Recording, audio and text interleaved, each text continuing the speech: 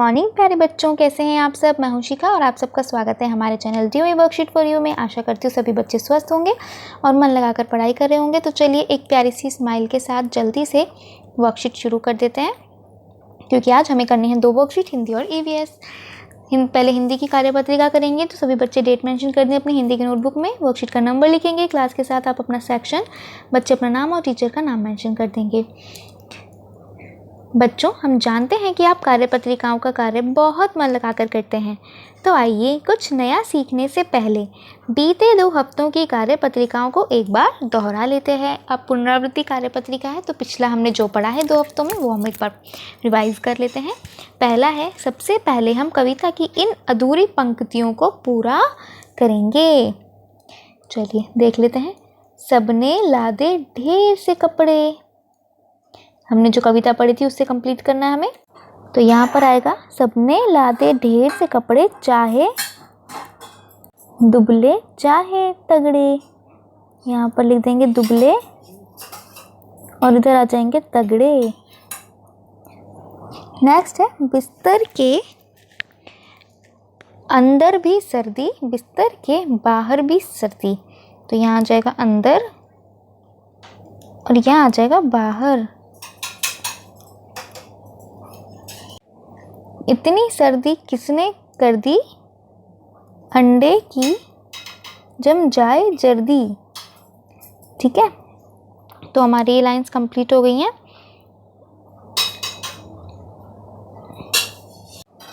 Second है, आइए बच्चों कविता में आए इन शब्दों के तुकांत शब्द लिखते हैं। कविता में जो इनके तुकांत थे, यानी कि एक जैसी आवाज़ वाले थे, उनको हम लिखेंगे। पहला है सर्दी, इसका हो जाएगा जर्दी। ठीक है, कलर दूसरा लेते हैं, तो दिखाई नहीं दे रहा, तो यहाँ पर हम लिखते हैं सर्दी का जर्दी। कपड़े तगड़े, लाल, लाल का देखो पोयम के अंदर क्या आया था, नाक हो गई लाल, इस तरीके से लाइन थी ना इसके अंदर एक, कि ठंड से हो गई नाक लाल, ठिठुर रहे कांप रहे, नाक सभी की लाल हो गई, सुकड़ी सबकी चाल हो गई। तो यहाँ पे आ जाएगा चाल। घर, घर के जो लाइन थी वो थोड़ा थोड़ा सा मुझे याद नहीं है, घर से रिलेटेड क्या लाइन थी। हाँ, वो थी बाहर सर्दी घर में सर्दी, पैर में सर्दी सर में सर्दी। तो घर से रिलेटेड जो रिमेनिंग वर्ड था वो था सर, घर और सर। थर्ड है, नीचे लिखे संकेत बिंदुओं को ध्यानपूर्वक पढ़िए और उनके आधार पर चित्र बनाइए। जैसे सर्दियों में पहने जाने वाला एक ऊनी वस्त्र, तो कुछ भी हो सकता है। मैं बना देती हूँ एक टोपी जो हम सर्दी में पहनते हैं। ठीक है, और मैंने उसके ऊपर इस तरह का फूल भी बना दिया जो सर्दी की टोपी होती है। तो आप भी इस तरह की चीज़ें बनाइए। वर्षा ऋतु में खाया जाने वाला एक पकवान, कुछ भी बना सकते हैं आप। सर्दियों में मिलने वाले फलों में से कोई एक फल, गर्मी के मौसम में खाई जाने वाली ठंडी चीज़ का एक चित्र। ठीक है, जैसे यहाँ तो आइसक्रीम हो सकती है, यहाँ पर संतरा हो सकता है, और वर्षा ऋतु में कोई भी पकवान जैसे पकोड़े और चाय हो सकती है। ठीक है, कुछ भी आप बना सकते हैं यहाँ पर। फोर्थ है, निम्नलिखित वाक्यों में से विशेषण शब्द पहचान कर उन पर गोला लगाइए। मुझे ठंडा पानी चाहिए, आज भयंकर सर्दी है, काला बैग कहाँ है, बबीता तेज दौड़ती है। विशेषण मैंने बताया था आपको पूछना होता है कैसा या कैसी। ठीक है, तो जो आपको जवाब इनसे मिलता है वही आपका विशेषण होता है, यानी कि किसी भी चीज़ के बारे में जो विशेषता बताए। जैसे मुझे ठंडा पानी चाहिए, कैसा पानी चाहिए, ठंडा, तो ठंडा इसमें विशेषण है। आज भयंकर सर्दी है, कैसी सर्दी है, भयंकर। काला बैग कहाँ है, कैसा बैग, काला बैग। बबीता तेज दौड़ती है, कैसे दौड़ती है, तेज। तो ये सब हमारे विशेषण होते हैं। नीचे लिखे वाक्यों में से निरर्थक शब्द छांटिए और सामने दी गई खाली जगह में लिखिए। निरर्थक शब्द यानी कि जिसका कोई अर्थ नहीं है, वो जस्ट एक अर्थपूर्ण शब्द के साथ जुड़ जाते हैं। जैसे आलतू फालतू, बात मत क्या करो, फालतू समझ में आता है मगर आलतू कोई शब्द नहीं है, तो आलतू है इसमें। कोई बहाना, वहाना नहीं चलेगा, बहाना है शब्द लेकिन वहाना कोई शब्द नहीं है, तो वहाना यहाँ लिख देंगे आप।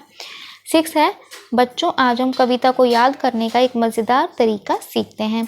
क्या आपने कभी किसी कविता को किसी फिल्मी गाने की धुन पर गाकर याद किया है?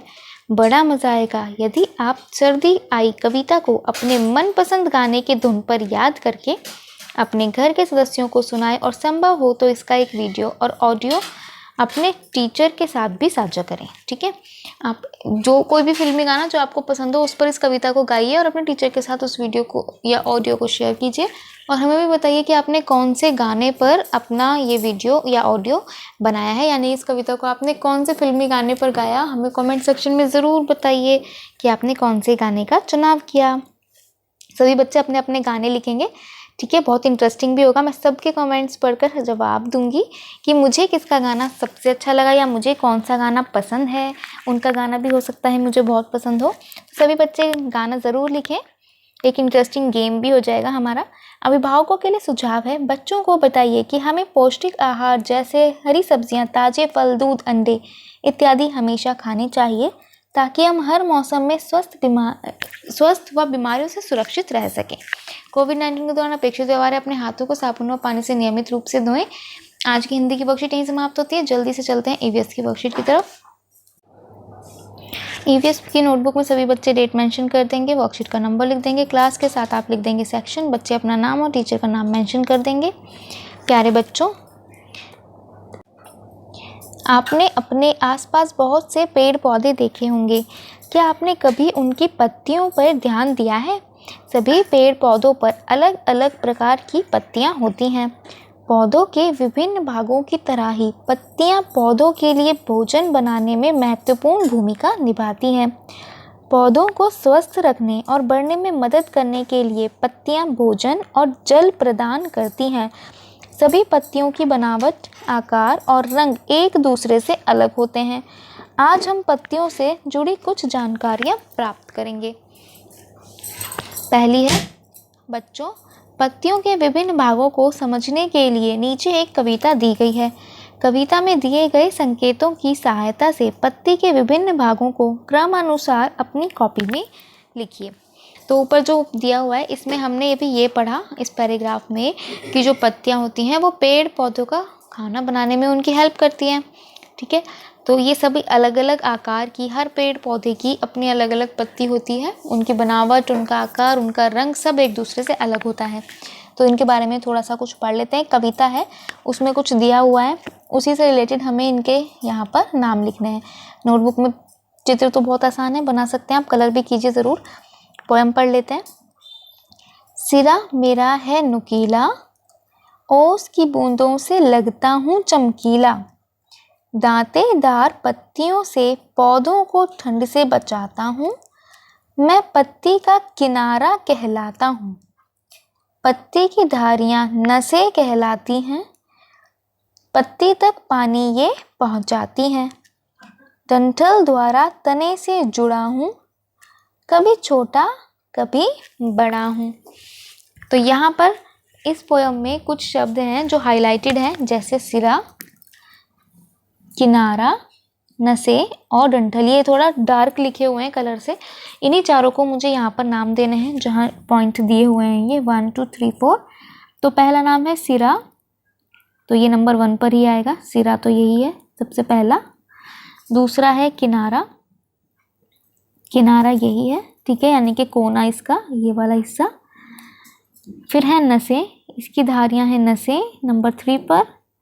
और नंबर 4 पर है डंठल। ठीक है, चित्र बनाएं नोटबुक में, कविता भी लिखें और उसके नाम भी दें पत्तियों के। सेकंड है, बच्चों, विभिन्न प्रकार की पत्तियों के चित्र नीचे दिए गए हैं। संकेत बॉक्स की सहायता से पत्तियों को पहचान कर इनका नाम क्रम अनुसार अपनी कॉपी में लिखिए। सभी तरह की पत्ती बच्चे कॉपी में बना सकते हैं, तो बहुत आसान है, सभी बच्चे बनाएं और संकेत बॉक्स की सहायता से इनका नाम भी लिखें कॉपी में। पहला है, यहाँ पर जो नाम दिए हैं पढ़ लेते हैं। आम की पत्ती, कमल की पत्ती, नीम की पत्ती, पीपल की पत्ती, गुलाब की पत्ती और केले का पत्ता। ठीक है, पहली जो पत्ती है ये हमारी होती है नीम की पत्ती, तो नंबर लिख देती हूँ, नंबर 1 है नीम की पत्ती। सेकंड है, इस तरह की पत्ती देखा होगा, इस पर कमल का फूल होता है बना हुआ, ठीक है, तो ये कमल की पत्ती है। तो नंबर 2 कमल की पत्ती, थर्ड है आम की पत्ती, ये बहुत सारे घरों में भी यूज़ होती है पूजा के स्थान पर। और नंबर 4 पर है हमारी पीपल की पत्ती, ठीक है। पीपल में ये थोड़ा सा चोंच निकली हुई होती है इस पत्ती की। 5th तो बहुत ही आसान है, केले की पत्ती सबसे अलग बड़ी सी और अलग ही आकार होता है इसका, तो नंबर 5 केले का पत्ता। और गुलाब की पत्ती, ये तो सभी ने देखी होगी, ज़्यादातर बच्चों के घर में भी गुलाब के फूल हैं, तो गुलाब के पौधे हैं तो उसमें पत्ती आप देख सकते हैं। हमने देख ली। सभी बच्चे बनाकर नोटबुक में कलर करेंगे और उसके बाद नाम लिखेंगे उनके। एक्टिविटी है आज के लिए, घर के आसपास उपलब्ध पत्तियों की सहायता से लीफ पेंटिंग बनाइए और अपने अध्यापक या अध्यापिका के साथ साझा कीजिए।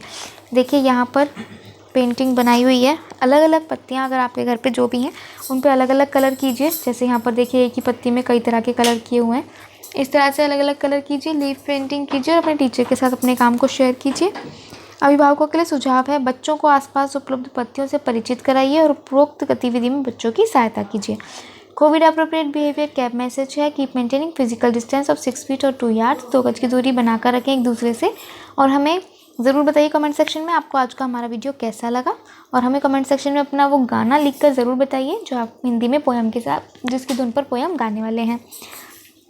अगर आप हमारे चैनल पर नए हैं तो प्लीज़ हमारे चैनल को सब्सक्राइब करें, वीडियोज़ को लाइक करें और शेयर करना बिल्कुल भी ना भूलें। Thank you.